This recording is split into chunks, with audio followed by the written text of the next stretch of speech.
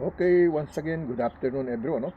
It's 5:09, almost 5:08 to 9 minutes. No, 5:09, 5 5 5 5 5 o'clock and 9 minutes. Okay, 5 o'clock and 9 minutes. Okay, so once again, please join me in our daily bread with devotion, healing prayer, with Jesus calling, with the promised blessing. The promised blessing of God is the earth, not the world. Okay, the promised land for all of us. Okay. My general compassionate service dedicated to the Lord Jesus Christ, no, and at the same time dedicated to all of you, because I know He wants me to spread this to you by Him, not only by me, no, but by Him, by His love. His love, no. The world is love. No? The world is love. The God is love. Okay, God loves all of us. Okay, whoever we are, wherever we are, no. In the top of the place of the circle of this world, no? May the grace of God, the holiness love of God, the peace of God, the unlimitless love of God, no? The provision, the healing, everything that you ask for in your wishes, in your prayer, in your praise, no? May the Lord be upon answer all of us for what we asking for to Him, okay? In His holy mighty name, Jesus, amen and amen, okay? Saglit lang po, no? Okay, tuloy-tuloy po tayo, no? Dito tayo sa ating the Holy 2026, the Holy 5th month of the year, April 3 na, April 3, okay? To those who celebrate their birthday, no, this month, this day, this first week of the Holy first month of May, no? May 3, okay? The holiness of God, the grace of God, no? be with all of us, no? In His holy mighty name, Jesus, amen and amen. No? Kumatipon lalamon ako kasi kung bakit nababad kami sa labas, eh. Nandun na naman kami sa labas, no? Nauna na naman yung gusto ni Mrs. So pinagbigyan ko siya, okay? Para wala siyang masabi sa akin, okay? But I know God is waiting for me. I'm waiting to be with Him too, no? Gusto ko siyang una kong makasalo bago pero siyempre bago kami tumakbo ron, pagmulat ng mata, paggising sa umaga, si Diyos na, si Kristo na ang tinatawag ko palagi sa aking diwa at puso, no? Siya ang manguna, ako ang huli, at siya ang susunod, at ako'y sa kanya isasama, okay? Yan ang akin laging dalangin, okay? Na kami gabayan sa mga aming gawain sa buong maghapon, no? Sa buong 24 oras, no? Kung pahintulutan niya makalampas ako, salamat po, okay? At tumingi tayo ng kapatawaran sa kanya, no? Sa aking mga pagkakasala, no? Naway marinig niya ay mga dalangin, panalangin, okay? Sa sino mang taong aking pinagdarasal, okay? Sometimes I never mention a name. Sometimes I mention a name, okay? Alright? But remember, whether I mention your name or not, God knows who I was been trying to pray for, no? And you will receive the healing, no? The healing prayer, no? The healing power of Him, okay? Not only me, but by Him, okay? By His Holy Spirit, by His love, okay? Because it said, before we love Him, He loved us. Why? Because He's the one who created us. We are not creating Him. He is the one who created all of us, okay? With our grandfather Adam and grandmother Eve, okay? We start all of us from that blood, okay? Okay, so to those who celebrate birthday today, happy birthday, no? To those receive success in their life, no? Finish the school, college, whatever, congratulations to each and everyone, okay? To those celebrating wedding anniversary, golden, silver, no, etc., etc. To those new couple, congratulations to all of you, okay? In your wedding, okay? And to those have left their loved ones, don't embrace too much sadness and loneliness. God doesn't want it to be that way, okay? All right, He wants you to be strong, stand still, steadfast to face your new life, our new reality of life. When we left with somebody that really we love him, favoritism, that's the way it happened most of the time, okay? Pero minsan kinukuha na, no? Kasi merong ibig sabihin ng Diyos kung ba't kinuha na, may dahilan, okay? Alright? But all of us has a mission from God. When we still here, it means to say we have a mission to Him, to obey, no? To do His commandment, no? Not to be disobedient than to obedient, okay? Alright? That was God's has a plans for all of us. Okay, it doesn't matter Republican, Democrat, partisan, liberal, independent, etc., etc. All of us is the children of God. No? But the thing is, are we really live as a truly child of God, as a truly children of God? Okay? People, they're gonna see, I know you don't care what other people say, but God is watching you. And when He is watching you, many people here in the earth, they are watching you too, okay? Because the eye of God is from all of us. Ang mata ng Diyos nasa atin. Tayo yung witness, tayo yung saksi. Lalo-lalo na doon sa kanyang kamatayan. Tayo ang saksi. We are the eye of God. We are the eye of God. We are the church of God. We are the temple of God. We are the love of God. We are the partakers of His grace and mercy and peace.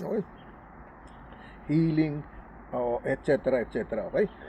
Tayo'y tagapagmana. Okay? Kaya huwag nating hayaan tayo maagaw ng evil. Don't let be still evil from to God. Okay? God, because God, whatever we do, how many sins we have, when you ask forgiveness, do repentance, ask forgiveness, be ready to receive this Holy Spirit together, combined with our Holy Ghost together, to dwell it in our body, in our mind, in our Holy Ghost and the Holy Spirit to be in one. Okay? Then we are a truly child of God. And then what? Walk with Him, live like Him, take our cross and follow Him there in the kingdom paradise of heaven, in the Father's house with the Son Jesus, our mediator, Savior, to show us the way of salvation with the Holy Spirit, in three in truly one God, Father, the Son, and the Holy Spirit. Okay, that is our salvation Savior. Okay, to save our Holy Ghost, not the body, not the wealthiness, not the richness, not the everything that you dying for. Okay, hindi dyan tumitingin ang Diyos. God, He never look you because you're so rich, you're wealthy, etc.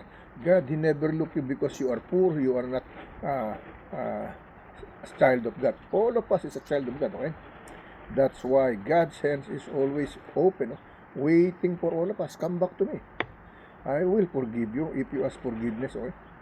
But remember, this is good and this is bad. I make you free. You're not my slave, but it's up to you which one you're gonna choose, the evil or the good, the godliness, the evil or the godliness. Okay, that's why He is asking to all of us. He gave us freedom. Okay, but God is always seeing us, watching us.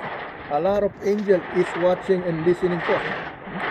It said when you speak and talk the word of God, a lot of angels, they are happy. They are happy because they're watching you, that you serve the Lord God, not you serving by yourself, not you serving by your only family, relatives, and friends, but to dedicate our love to Him. Okay, let us pray all together. To those who still sickness and bedridden, still in the wheelchair, stand still steadfast. Okay, surrender all your sin. You pray other people. You are there in the wheelchair. You are there in the bed. You pray. You try to pray other people, but your prayer must be heard, by the Lord God. You ask them, God, Lord God, why I'm still here in the wheelchair? I pray for you. Why I could not stand? Why? Because of your faith. Because of your belief. Okay? If you are afraid and you are worried that you cannot stand anymore, it's going to happen. But when you trust God, you will stand over the Lord, I don't want to be here in the wheelchair anymore. He will hear you. He will do something to you. Okay? Let us pray all together. Lord God, once again, here I am again, Lord God, as one of your children, as one of your son, or as one with your Holy Spirit, with my Holy Ghost, with your Holy Spirit, as I truly Son of God, or the Spirit of the Father, the Son, and the Holy Spirit, in truly one God, Lord. Please always guide us, protect us, make us safe, healthy, strong with all our loved ones, Lord God, my family, heart, relatives, and friends, Lord. In your holy, mighty name, Jesus, and Lord, healing prayer, Lord God, healing prayer for all of us, Lord. Healing prayer for all of us, Lord God. Lord, may you grant and hear all our voice, when we pray for you, when we praise your name when we call your name, Lord God, in your holy mighty name, the Father, the Son, and the Holy Spirit, in three, in truly one God, Lord. Lord, healing power, Lord God, healing power, Lord God, to the most, to most especially to those who seeking your healing power, that they're gonna take surgery, doctor, etc., etc. But to you, whether they have surgery or not, when he believed that you will heal them, he will heal them without surgery, without anything, Lord, without medicine, because the first medicine is the love of God, okay? The love of God, the obey to God, the forgiveness that you will get from the Lord God. That is the first healing in all our body and soul, with our Holy Ghost, with the Holy Spirit of God. When you surrender to Him, do repentance, ask forgiveness, be ready to receive the Holy Spirit of God and your Holy Ghost together in the second baptism to be born again. And then He said, live like me, walk with me, take your cross and follow me. There in the right path, the right destiny, in the way, the truth, and the life. In the kingdom of heaven with His Father's house, with the Son Jesus our Savior, with the Holy Spirit to bring us, to show us our salvation, to guide us, okay? In your holy mighty name, Jesus, amen and amen, okay? Yan po ang katotohanan, okay? So tayo po dumako sa ating first scripture chapter verse. Dito ako sa labas kasi mas gusto ko rito, mas maliwanag, na habol ko yung oras, okay? Hindi ko kailangan mag-ilaw, no? Alright?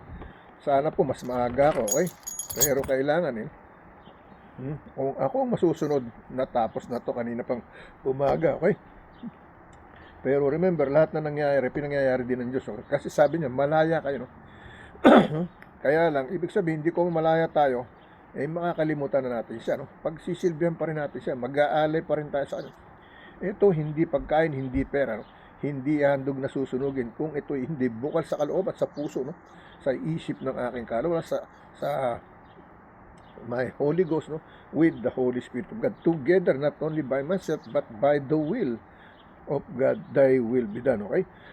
Whatever you hear here is from Him. It's not only from me, no? I'm here not by myself, but because of Jesus, okay? Now, let me read Psalm chapter 25, verse 8 to 12, no? Psalm chapter 25, verse 8 to 12, okay? Psalm chapter 25, verse 8 to 12, okay? Here is the time, no? God and upright is the Lord, no? Therefore will He teach sinners in the way, no? Verse verse 9, okay? The meek will He guide to guide in judgment, no? In judgment, and the weak will be teach His way, okay? Mati talaga na laman. Oh, grabe, no? Pagkalamig, sobra pong lamig kanina, no? Pero kailangan, walang magagawa, no? Verse 10, no? All the paths of the Lord, no, are mercy and truth unto such as keep His covenant, no, and His testimonies, no? Verse 11, no? For thy name's sake, O Lord, no, pardon mine iniquity, for it is great, no? Yan ang sinasabi, no? Verse 12, no? What a man is that feareth the Lord, no? Him shall He teach in the way that he shall choose, okay? That he shall choose, okay? Sa ating pagpili, ibig sabihin, okay? Excuse me, no? So, dito tayo sa Tagalog verse, no? Mga awit o kanta pa na 25, no? Versikulo talata 8 hanggang 12, okay? In Spanish, Salmo, kapitulo 25 hanggang kapitulo 25, versikulo 8 hanggang 12, no? Mabuti ang matuwid, no, ang Panginoon, kaya't tuturuan niya ang mga makasalanan sa daan, no? Tuturuan niya gagabi, no? Para hindi ka tuloy-tuloy na maligaw, okay? Ibig sabihin, no, versikulo 9, ang umano ay papatnubayan niya sa kahatulan at ituturo niya sa umano ang daan niya, okay? Igagay tayo ng Panginoon, tuturo yung kanyang daan, no? Where He was walking, like the way we walk, no? He will guide us, okay? With protection, with His love, okay? versikulo 10, no? Lahat ng landas ng Panginoon ay kagandahang loob, no? At katotohanan sa mga gayon sa nangag-iingat, no? Nangag-iingat ng kaniyang tipan sa kaniyang mga patoto. Okay? Versikulo 11, dahil sa inyong pangalan, no? O Panginoon, inyong ipatawad ang aking kasama sapagkat malaki, no? Ang tuturuan niya ng daan sa kaniyang pipiliin, no? Sa kaniyang pipiliin, okay? Alright. Now, let's go to the other scripture chapter and verse, no? Dito tayo sa ating Isaiah, no? Isaiah chapter 64, verse 4-8, no? Isaiah chapter 64, verse 4-8, okay? Verse 4-8, no? Here is the message, no? For since the beginning of the world, no? Men have not heard, no? Nor perceived by the ear, no? Neither hath the eye seen, no? O God, besides thee, what he hath prepared for him that waited for him. Okay? Alright, yun ang sinasabi, no? Verse 5, okay? Thou meetest him that rejoiceth and worketh righteousness, no? Those that remember, no? Thee in thy ways, no? Behold, thou art wrath, for we have seen, no? In those in continuance, and we shall be saved, no? We shall be saved, okay? Yan ang sinasabi ng ating verse 5, okay? Verse 6, no? Verse 6, no? But we are all in unclean things, no? And all our righteousness as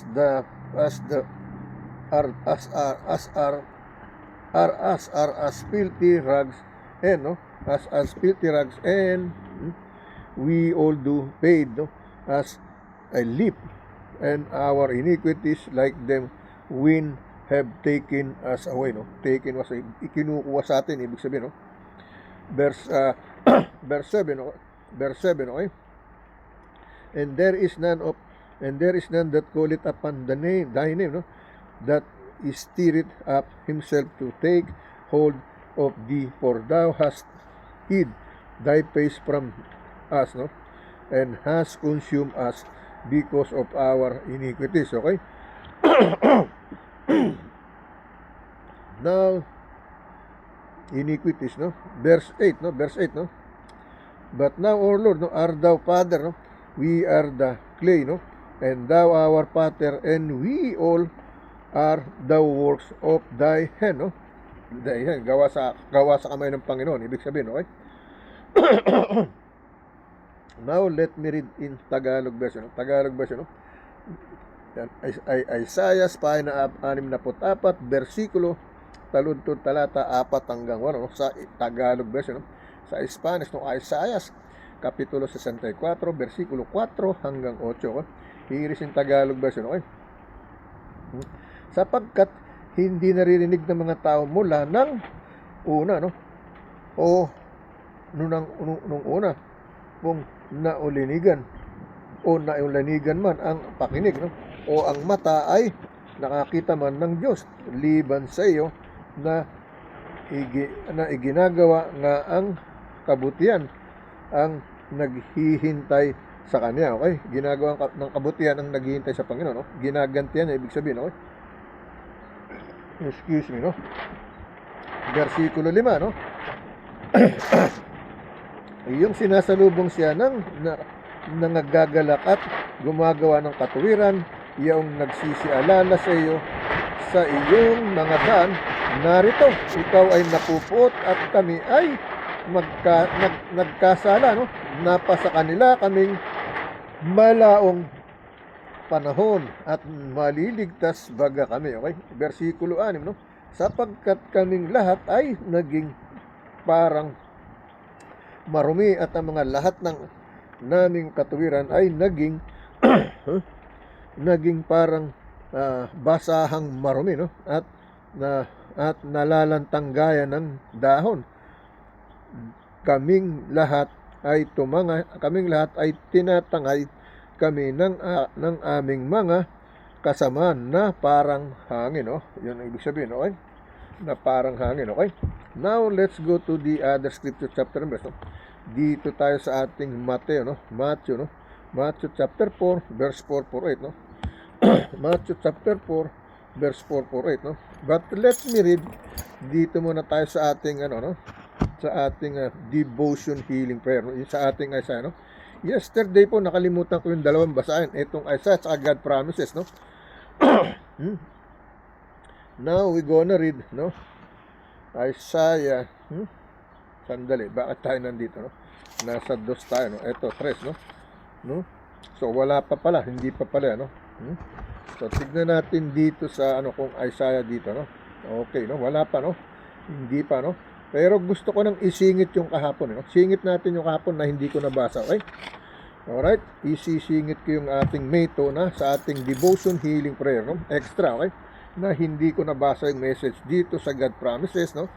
At saka devotion healing prayer, no? Here is the message. Isaiah chapter 61 verse 10, no? My soul shall joyful in my God, for He has clothed me with the garments of salvation. Dinamitan niya tayo ng kaligtasan, ibig sabihin, no? Binalutan niya tayo ng kaligtasan para tayo maligtas. Pero tayo mga tao ayaw, no? Ayoko niyan, ayoko ng damit yan, ayoko makinig sa Diyos na yan. Yan, ganyan nangyayari sa atin, okay? Dinamitan tayo ng damit ng kaligtasan, ayaw natin, no? Hindi tayo sumusunod, no? Taliwas. Yan yung Isaiah chapter 6 verse 10, no? Binasa natin yan 10 to 14, okay? Joy has always been one of the most significant hallmarks of God, okay? People, no? It is unique quality of character, often confused with happiness, no? Joy and happiness are not the same. Each is spring from a totally different source, no? Happiness comes from the world around me, okay? Sa mundo, no? Joy originates directly with the Spirit of the living God, okay?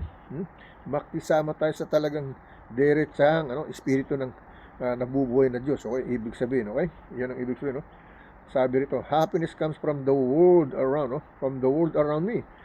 Joy originates directly with the Spirit of the living God. Sa nabubuhay na Diyos. Tayo kasi yung buhay na Diyos, no? Yun, no? Kaya lang, hindi tayo maging pwedeng kasintulad talaga niya, okay? Yan ang totoo, no? Okay? Now, let me read also here, no? Sa ating God Promises from yesterday, okay? Ang title po nung binasa natin kanina, no? A gardener looks at the fruit of the Spirit, no? Look at the fruit of the Spirit, no? So dito tayo sa ating yesterday, no, sa ating mentor, no, sa ating devotion healing prayer. Ang title dito, all in, okay? Senior ko sa inyo yan, okay? Nag-delay pa kasi may binago kasi sa Facebook, sa Messenger, no? Na-share ko na yung panakalam, itatap ko pang arrow up and down. Kaya pa nag-umpisa magsipasok, no? Wala tayong alam, kaya ganun nang nangyayari, no? Okay? Sila naman, hindi naman nila sinasabi na ganitong gawin mo, ganun. Wala, basta sila nagbabago lang ng kanilang gusto kung gusto nila, okay? Now, let me read in devotion healing prayer, no? That title is all in, no? Panglahatan, okay? Whoever follows His word, in Him, the love of God has truly been perfected, no? By this, we know that we are in Him, no? The one who say that He remains in Him own. He remains in Him, oath, no? Himself also walk just as He walked, no? Ibig sabihin, lumakad tayo ng katulad ng lakad niya, okay? 1 John chapter 2 verse 5 to 9 ang binasa natin kahapon dyan, okay? That's what we read from yesterday, no? As a believer in Christ, if you ever wonder how you should live, no? What decision you should make, no? How you should treat others, no? How you should behave, no? In your daily life, no? The answer is a simple one, no? Follow God's word, no? Yung salita ng Diyos, no? Of course, no? Choosing obedience, no? May not always feel simple in your tempted, no? Go to your own way, no? And do your own thing. But knowing what to do is simple because it's spelled, no, out in the Bible, okay? It's spelled out in the Bible, no? John specified that when you obey God in His word, it proves that God's love hath been perfected in you. Okay? When you walk like Jesus walk and live by the same principle, no, as He did, no, you'll demonstrate that you truly have a relationship with Him. Okay? Pinapakita natin sa kanya, sa Panginoon na tayo may kaugnayan sa kanya at saka sa mga tao. No?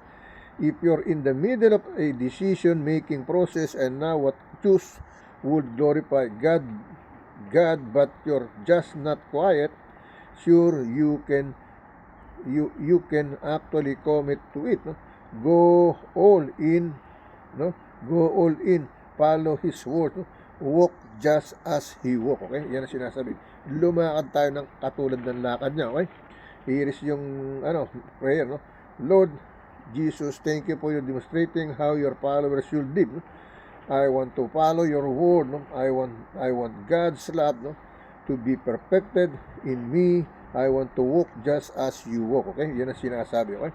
Yan yung kahapon natin, no, sa ating May 2. Okay? Sa ating the Holy 2026 May 2, the second day on the Holy 5th month of the year, May 2. Okay? Now let's go to focus in our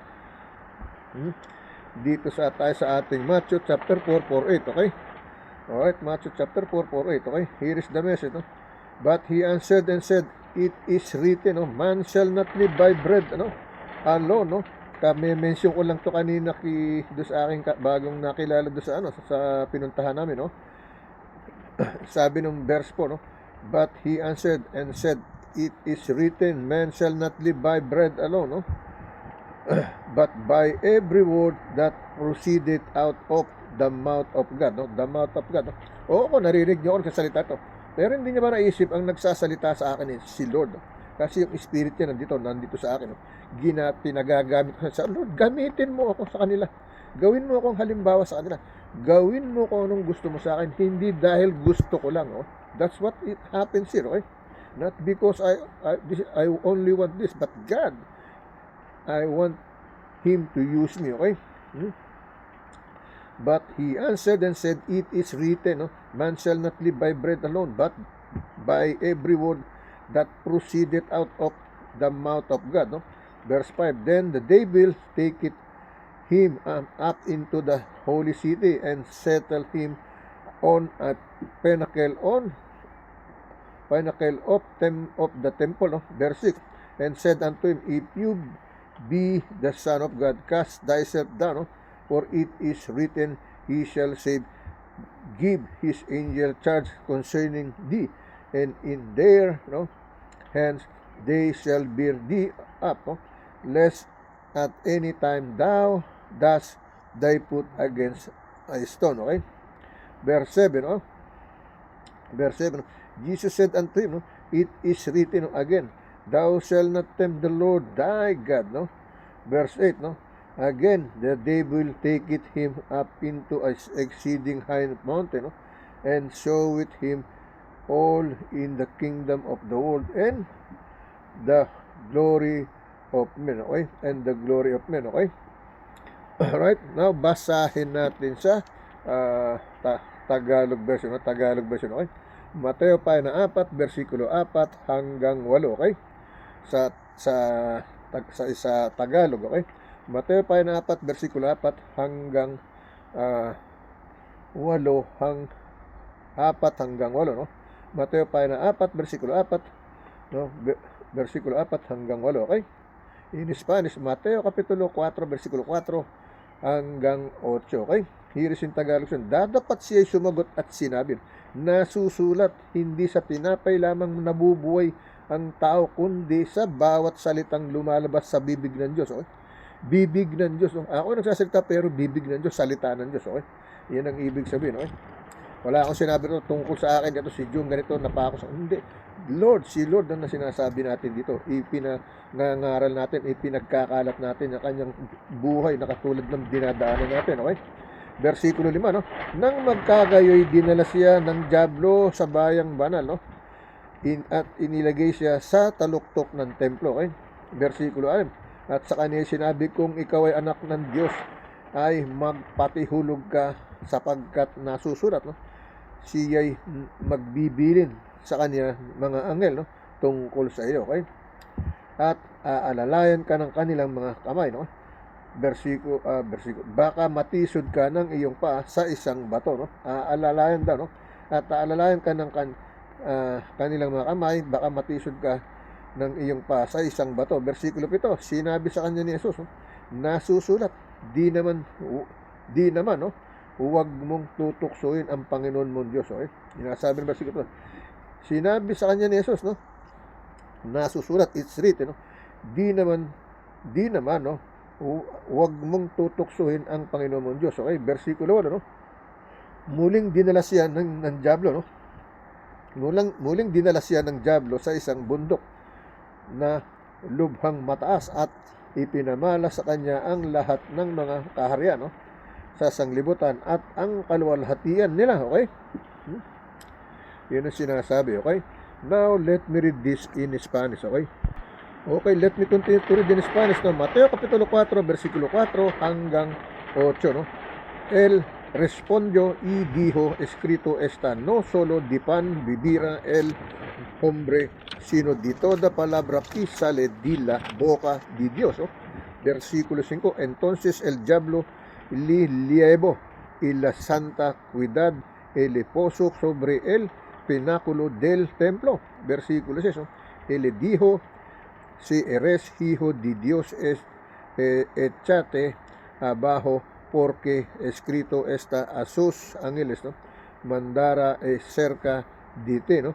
Y en sus manos te sostendrán, ¿no? Para que no tropeces un topié, ¿no? Un topié en piedra, ¿no? En piedra, ¿no? Versículo 7, ¿no? Jesús le dijo, escrito está, también no tentará el Señor tu Dios. ¿Eh? Versículo 8, ¿no? Otra vez le llevó el diablo en monte muy alto y le mostró todos los reinos del mundo y la gloria de ellos. Okay? Yan ang sinasabi. Okay? Now, let's go to our second video clip. No? Sa ating second video clip. Okay? So, tignan muna uli natin kung tayo may nalampasan dito sa ating April, no? April 3, no? Okay? Wala naman, okay? Wala pa, palagay ko, okay? Alright? Kasi ang ating God's promises is Luke chapter 18 verse 7 to 11 ang babasahin natin yan. At saka Colossians, no? Chapter 2 verse 6 to 10, okay? Yan ang babasahin natin sa ating God promises at saka devotion healing prayer. Now, let's go to our second video, okay?